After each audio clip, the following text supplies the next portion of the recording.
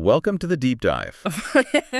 And today, wow, if you've ever picked up a book, maybe a technical manual, and you just get this feeling that the writer is actively trying to confuse you. Oh, absolutely. Then you are going to find today's material, I don't know, maybe a little painfully, but also gloriously familiar. I think that's the perfect way to put it. We have been wrestling with a true beast of a text. Yeah. It's Lanky Jeeber's sprawling, exhausting, and, well, utterly unique biography.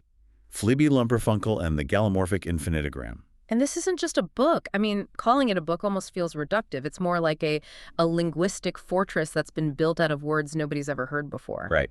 We are diving deep into what the author himself proudly calls a study in autolatrisiology and Medekishian texturology. Of course he does. And so for you listening right now, our mission today is really to give you the ultimate shortcut. We have to cut through this sheer aggressive density of the vocabulary. Which has a name, doesn't it? It does. The text calls it the cacophonodiscalationer.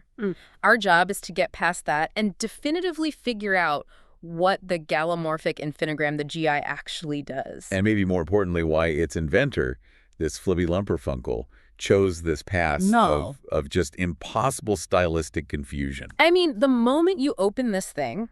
Yeah, from page 1. You are immediately hit by Flibby Lumperfunkle's ego, but it's been, like, made grammatical. It's baked into the sentences. Lanky Jeebers, the biographer, he adopts the inventor's most notorious stylistic choice, right? Which is replacing pretty much every pronoun, he, him, his. All of them. With the inventor's full 11-syllable name. Over and over again, it creates this dizzying wall of text. It's a constant drumbeat of Flibby Lumperfunckle said this and Flibby Lumperfunckle did that. And, you know, that's the first major signpost. That's your first clue that this isn't accidental. It's not a quaint little quirk. No. It is a deliberate structural reflection of Flibby Lumperfunkle's core psychological drive, which he calls a paragomania. Okay, let's break that down. It's an obsession not just with, you know, infinite things or infinite detail. That's part of it.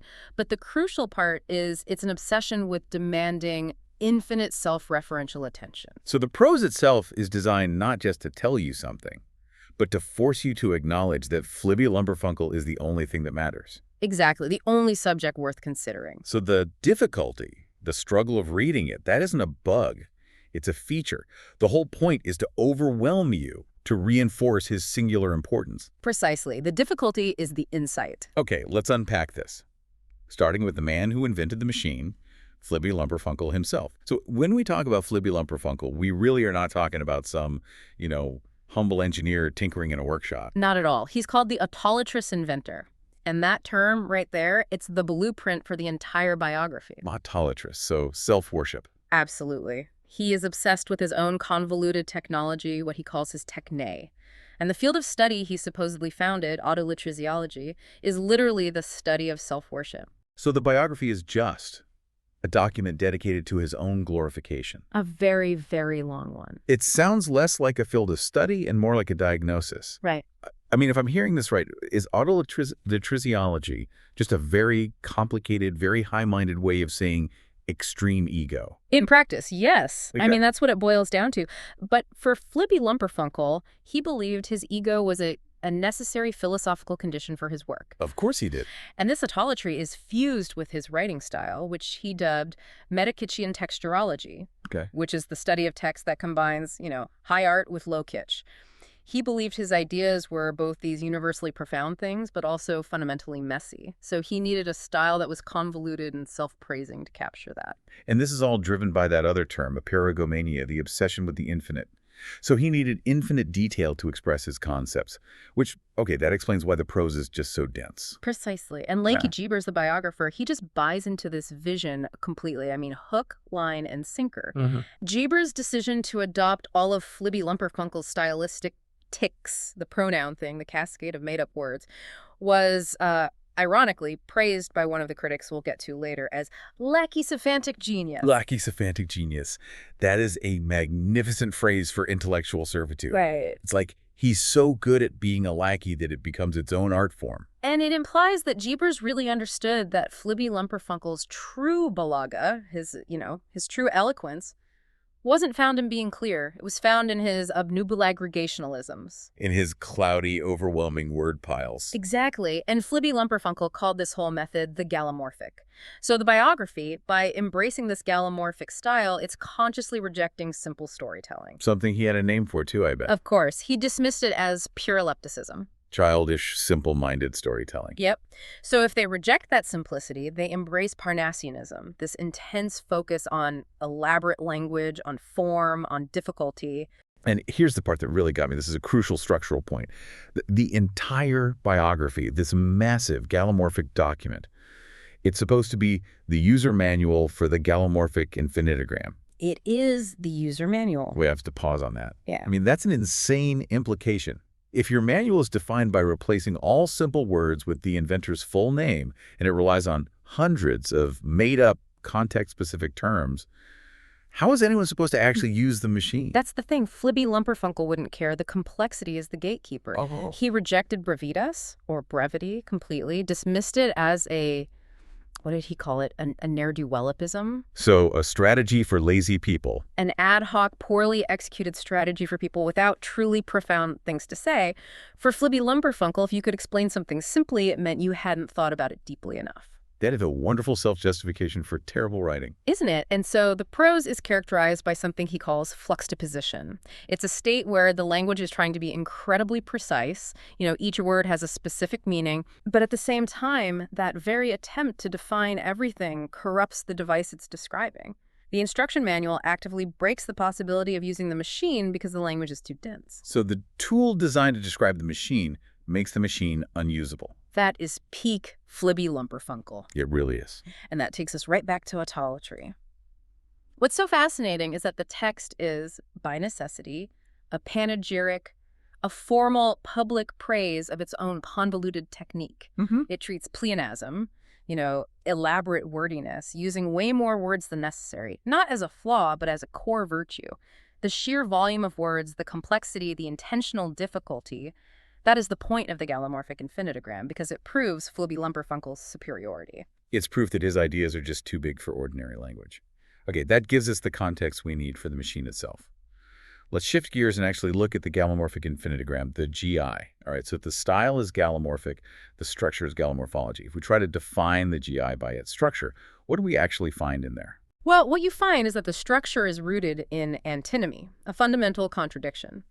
The GI is defined by asserting a pragmatic functional truth, it works, it does a thing, while at the same time insisting upon what he calls spectral bousons. Spectral bousons. Which is an imagined existence that is not, and in fact cannot be, confirmed by external reality. So it's structurally contradictory by design. Yeah. It exists in the real world, but it only really functions fully inside Flibby Lumperfunkle's mind. Precisely.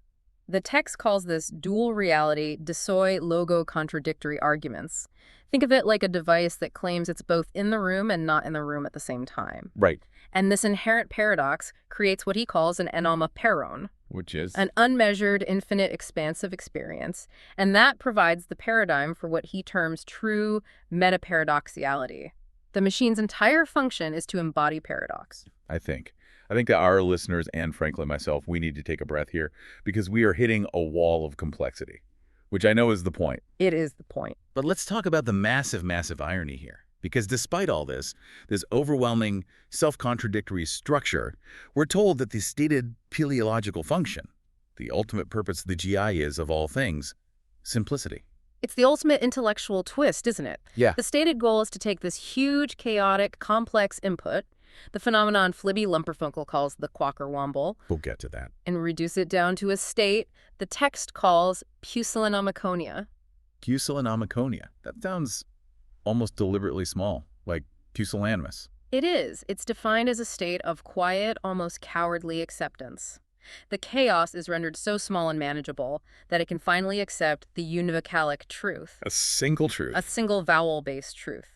And this reduction is achieved through dialectrificational insulation. The GI separates the quacker-womble from all the noise and distraction of the outside world. Which he calls Percepticon mania. Percepticon mania. Yeah. The madness of worrying about what other people perceive. Okay, so the GI is basically an intellectual shield. It's designed to force your internal chaos into quiet submission. And the mechanism for doing that involves what he calls the input. which is the moment reality meets the soft muckapescence which slumber. The what now? The soft muckapescence which slumber. It's that subtle, fuzzy moment of subconscious drift as you're falling asleep or transitioning from being awake into deep thought. I see. And Flibby Lumperfunckle calls this phenomenon rictusressel. It's the meeting point of reality and internal noise. Okay, so if the GI is processing the mental chaos you find during rictusressel, what's the reward? What does it spit out after all this antinomy and insulation? Surely it must be something of infinite value, right? You would think. But the output is, ironically, characterized by conceptismo, which historically means a witty, condensed style. Yeah. But here, it's inverted by severe word dislocation, a device known as hyperbaton. So the result is just meaningless syntactic self-reference. What does it actually say? The text gives us the ultimate output of the GI as this sentence. Syntax, which course nothing was.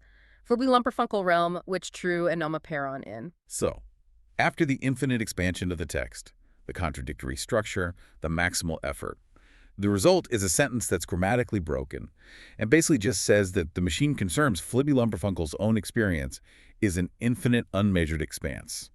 In other words, the output is just a justification for the input. It's a completely closed loop of self-worship. And the final truth that comes out of all this complexity is that language itself, syntax, proved to be nothing in the face of Flibby Lumperfunkle's infinite truth. Here's where it gets really interesting, because the GI doesn't just process any old information. It deals with a very specific, repeatable phenomenon that Flibby Lumperfunckle termed the quackerwamble. And this seems to be the entire substance of his whole endeavor. Let's dedicate our full attention to this quackerwamble, the Q. This is the chaotic mass that the GI is built to manage. Flibby Lumperfunckle gives us an epigram defining it as being stained by ignomignetism. Yes, ignomignetism. It means it's inherently flawed. It's marked by some kind of shame or dishonor. So the quackerwamble is material that cannot be filtered by any quid-nuncological lens. Meaning it resists objective scientific analysis or even simple categorization. It's the raw, messy, shameful input from your subconscious mind. And this chaos is amplified by, what was it, automatromania? An obsession with mechanical, self-driven repetition. And the cue, it begins when Flibby Lumperfunckle closes his eyes, and that triggers a state of eperochrosis, an infinite merging and hypozeuxis, which is repetition. It sounds like that moment of intellectual surrender right before you fall asleep when the dream chaos takes over. That is precisely the setting, and the GI's activation is completely tied to the quackerwamble starting. He defines this as a tricyclic event in a paradacity. Infinite boldness or skill. Exactly. And Flibby Lumperfunckle presents this not as a technical sequence like step A, step B, but as a mini-narrative, which is key to understanding its psychological function, not its mechanical one. Let's walk through that sequence slowly because it's a 4-stage description given in the text. Okay, so it begins with arrival. Flibby Lumperfunckle, other, arrives, which suggests a separate, maybe an undesirable aspect of his psyche just appears. An alter ego, almost. Something like that. Then, recognition, appears Flibby Lumperfunckle face. So Flibby Lumperfunckle recognizes his own chaotic shadow. And the core event. The core event is destruction. Crumbles Flibby Lumperfunckle castle. The established structures of his reality or his conscious thought, they just fail. And only then. Only then, upon that destruction, does the machine awaken. Wakes Flibby Lumperfunckle Galamorphic Infinitigram, the quackerwamble. So in that moment, the quackerwamble is the machine. It's the chaotic event that justifies the machine's existence. So the castle has to crumble for the machine to even wake up. What is that chaotic mess made of? The Q represents the chaotic detritus of the day. And Flibby Lumperfunckle compresses this into this wonderful portmanteau word, flotsam flibbertigibbet. Flotsam flibbertigibbet. I love it. Yeah. And he characterizes it with ragamuffinidicity, a sense of being disorderly, disreputable, essentially a mess of mental garbage. I think I used that exact term yesterday to describe my sock drawer, which is just this mismatched, disorderly mess. And see, that's the genius of this text. Flibby Lumperfunckle takes the mundane reality of your sock drawer or the thoughts you push away during the day, and he elevates it to a philosophical condition that requires a Galamorphic Infinitigram to process. It's highbrow messiness. Exactly. The Q holds what he calls a muctitude, which images a multitude of murky images, all organized by an apeirogon. An infinite-sided polygon. Symbolizing an infinite but ultimately unknowable structure. That makes sense. Infinite images held within an infinite structure. But for all that visual chaos, there's a very specific linguistic output, right? Yes, the entire quacker-womble is built on a single vowel sound, a univocalic expression. This single pure sound is the distilled essence the GI is searching for. But the irony is... The irony is that the entire experience is instantly forgotten upon the dawn's muctidescence, the arrival of the dirty, simple light of the new day. So you have this elaborate process. It takes infinite, messy input, it reduces it to a single sound of truth, and then the whole thing is erased by morning. It is the ultimate definition of intellectual ephemerality. And it confirms that this whole activity operates in the paralatitudes, regions outside of common sense or known reality. And these areas are navigated solely by Flibby Lumperfunkle's automatronancy. A kind of divination where the machine itself is the fortune teller. Right. And the quacker-womble experience, he says, is a valitudolentism, a sickness or a weakness of the mind that requires the GI to spin this web of univocalaptic imagery to cure it. So the GI is the therapeutic device. It's treating the sickness of chaos with a convoluted, complex cure. And he even gives us the sensory cues for this descent into chaos. The process starts with the onomatopoeia of the crybot wept and the soft, low susurrus of the automatribration, the machine rubbing against itself. Sounds of mourning and mechanical friction. Yeah, and the closure. The cycle ends when the structure breaks. It's an anacolathon, a breakdown in grammar. The cryobot is silent, the quacker-womble is gone, and it leaves behind nothing useful, like a freshly cleaned malapropism. It sounds familiar, but when you look closely, it's fundamentally worthless. So if we connect all this to the bigger picture, the quacker-womble is really just Flibby Lumperfunkle's attempt to impose structure galomorphology onto the chaos of his own unconscious thoughts. Fueled entirely by infinitesimania. His obsession with infinite detail, this entire convoluted process, the machine, the biography, all of it. It's the recorded experience of his own autolatresiology. He's using this immense complexity to worship the intricate, messy architecture of his own mind. Which, given that he designed this system and his biography to be so aggressively difficult, we have to look at how he and Jeebers defend that choice. Because it's a highly aggressive, self-referential defense mechanism against any hint of criticism. Yeah, the Galamorphic style is not an accident. It's rooted philosophically in culturanismo, which was an ornate, difficult style you'd find in 17th century Spanish poetry. Okay. And this leads directly to a syncretism, a unified fusion of cognitive trash yet treasure. In this work, kitschisms and high art are just perpetually smashed together. So it's impossible to dismiss it as entirely one or the other. Exactly. The complexity isn't just wordiness, it's a deliberate mixing of high and low elements designed to confuse your critical instincts as a reader. The prose itself must reflect that. It does. It's characterized by robusty escularity, an aggressive, noisy, muscular style, and tarantized martyria. Which the text defines as a hysterical dance with words. The language itself is agitated, reflecting the agitation of the quacker-womble. And when Flibby Lumperfunckle needs to justify the GI's existence, he doesn't, rely on physics or engineering. Yeah. He relies entirely on logic built on sophistrygonom and pseudologicology, which humbugrification. It's intentionally bad logic. It's logic that looks irrefutable on the surface because the terminology is so opaque. He's relying on the appearance of a complex, irrefutable argument to fend off any skepticism. And this brings us to the most spectacular example of this, the faulty syllogism that is designed to prove the GI. I think we need to spend some time on this, because this is the core of his intellectual deceit. It's a perfect illustration of a paralogism, a faulty argument, or a non sequitur, where the conclusion just doesn't follow from the premises. He asserts 3 premises to prove the Galamorphic Infinitigram. Okay, lay it out for us line by line. All right. Premise 1. Apriorism. The quality of being infinite, are others pulchritudinous that, which basically translates to all things infinite are beautiful. Okay, so far so poetic. Premise 2. Others pulchritudinous galomorphology contains, so anything beautiful contains galomorphology or complex structure. Okay, infinite things are beautiful, and beautiful things have galomorphology. It already sounds circular, but what's premise 3? Premise 3. Apeirogon galomorphology was. The apeirogon, that infinite-sided polygon that structures the quacker-womble, is galomorphology. And the conclusion from all that? The conclusion, the Galamorphic Infinitigram. Wow. That is just breathtakingly self-serving. It is. The premises don't lead to the conclusion at all. The conclusion is just the name of the machine he wants to talk about.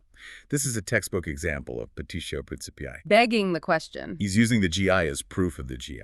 And we, as the reader, are just supposed to be so overwhelmed by words like apareroticism and pulchritudinous and galomorphology that we just nod along and assume the logic holds simply because the vocabulary is intimidating. He also relies on faulty causality, right? This post hoc ergo propter hoc fallacy. Well, he uses it to explain the machine's internal workings. The example they give is the relationship between the crying robot and the machine's energy source. Right. Flibby Lumperfunckle asserts that because the cryobot wept after the thermoionoclaval oscillations began, the weeping must have caused the oscillations. It's pure superstition dressed up as science. It is. This pseudo-logic is core to the GI's internal reasoning. It validates the most complex, least probable connections simply because they happen one after another in his description. So he sets up this intellectually dishonest foundation, and then anyone who dares question it, the so-called sent-intellectualism who call the quackerwumble chemical waste, gets immediately attacked. He uses bulverism. It's a rhetorical device where instead of refuting your opponent's argument, you just assume their argument is false because of their ulterior motive. I see. So he assumes their core motivation, their telesophicality, stems from celeb sycophantism, self-serving flattery. So Flibby Lumperfunckle is basically telling critics, you only disagree with me because you're a self-serving toady who secretly wants to flatter some other intellectual movement. It's an intellectual preemptive strike. And he dismisses any critics who deny the complexity with a very pointed metonymy. He says, let Flibby Lumperfunckle snollygostrapists concern themselves, Flibby Lumperfunckle muckerment, which they're day or Let the snollygostrapist. A snollygostrapist is someone concerned with trivia. He's telling his critics to go deal with the trivial messes of their own lives instead of questioning his transcendent truth. So the entire text functions as one grand strawman argument against the expectation of brevity and genuine insight. Yes. The complexity is defended as necessary, even if it's illogical, simply to fight off the critics he knows are coming. And in this high-stakes intellectual battle, we hit this idea of antinomythologism. The logical rejection of myth that is, paradoxically, a myth itself. Flibby Lumperfunckle claims he's free of simple, foolish myths, but the GI itself is a technological myth powered by his own ego. So the entire work is presented as an akyana, a cautionary tale. A cautionary tale of unblinking infinitesimania, driven by automatronancy yet muctivity-isms. And the warning is clear. Don't you dare stop obsessing over the infinite, or you'll fall victim to simplicity. So what does this all mean for the reader? I mean, it means you're immediately caught in a war of interpretation. You can't even approach the text neutrally. Now that we understand the extreme self-defense mechanisms that are built into the Galamorphic style, we can finally look at the two radically polarized reviews of the biography. And they perfectly show how the style itself acts as an interpretive filter. Let's start with the spectacular, scathing dismissal from Stanky Huffersback. Oh, Huffersback.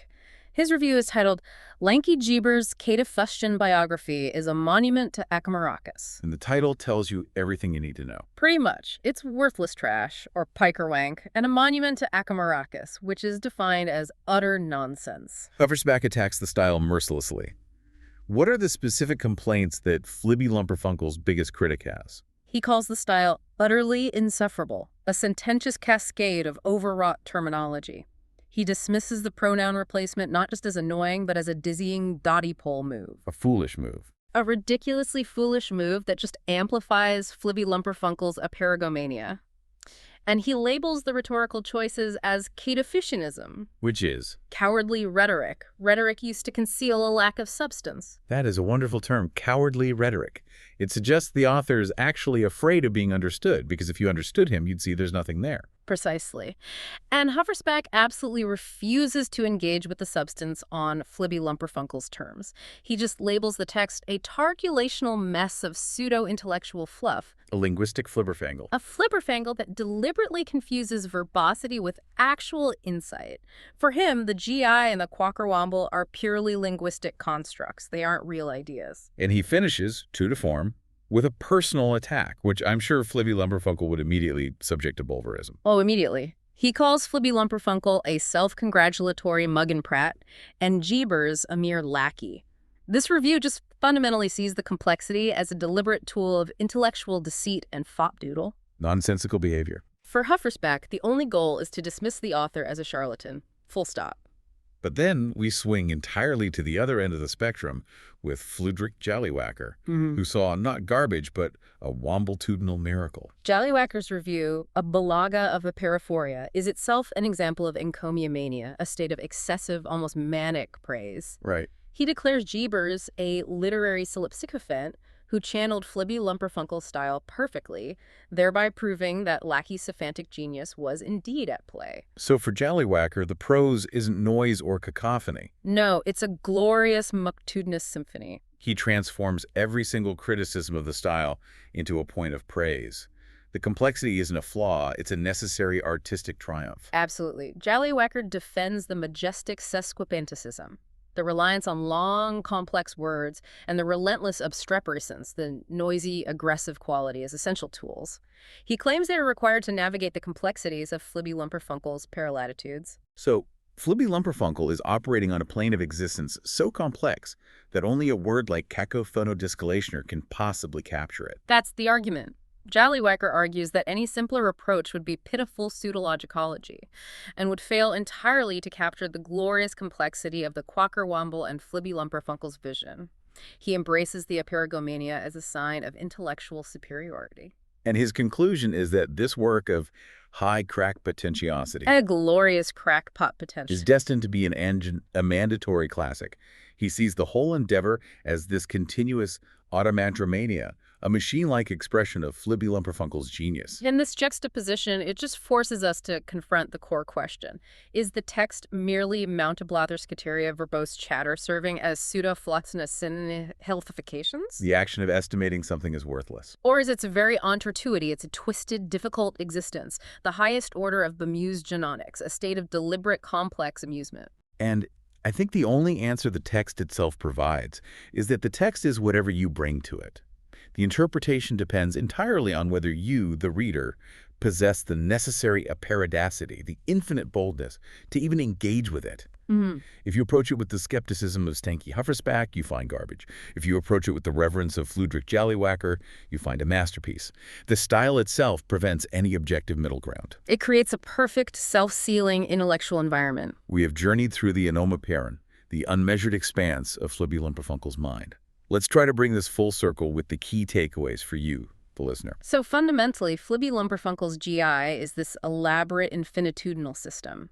It's designed to capture chaotic, dreamlike detritus, the Quacker-Wombles, and process them through an intentionally complex, contradictory architecture, the Galamorphology. And the goal is to achieve maximal complexity just to reach minimal clarity. Right. And that minimal clarity is the single concise truth, the univocalic expression, which is immediately forgotten as soon as you wake up. The entire effort is just to justify a moment of brief, ephemeral simplicity. And the style, the Galamorphic culturanismo and sesquipedanticism, that's a deliberate act of autolatry. It's a mechanism designed to insulate the whole concept from external reality's Percepticon mania, shielding it from the perceived trivialities and reductive shortcuts of day-to-day life. The entire work is therefore a paradox.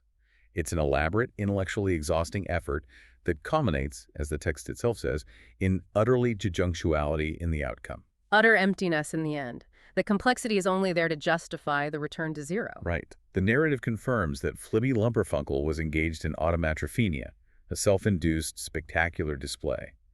It demonstrates what an outsider might just call a gawk-lucid error. A very clear mistake. But that error doesn't matter to him, because his motto confirms that the value is in the convoluted process, not the trivial result, he says. Wombletudinal journey, more important, which Flibby Lumperfunkle destination was. The messy, chaotic journey is the entire point. The ultimate confirmation of his genius is simply the fact that he embarked on this impossible journey in the first place. And before we leave this Anomaperon, Flibby Lumperfunkle leaves us with one final, characteristically complex warning, an admonition about synthesizing this material, or daring to simplify it. Of course he does. The text explicitly states, do not attempt to, summarize Flibby Lumperfunkle and Anomaperon with your own Quacker-Wombles, lest you Flibby Lumperfunkle heuristicide upon Flibby Lumperfunkle own ignore commit. So that's basically telling us not to apply our own simplistic reductive logic to his infinite chaos, or we risk murdering the very knowledge he spent his life creating. We have committed heuristicide on this deep dive. We have. But at least we know the terms by which he would condemn us. So here's a final thought. If the Galamorphic Infinitigram runs on Flibby Lumperfunkle's infinitesimania, and the only irrefutable proof of its existence is the apparatdoodle's final scrawl, the simple, unburdened light of the dawn, does that mean the ultimate purpose of complexity is merely to justify the return to simplicity? Is the GI just a necessary, self-aggrandizing detour to make sure Flibby Lumperfunkle feels satisfied when he wakes up and forgets everything? Something to ponder when your own chaotic, complex thoughts settle into the muck-tudescence of morning.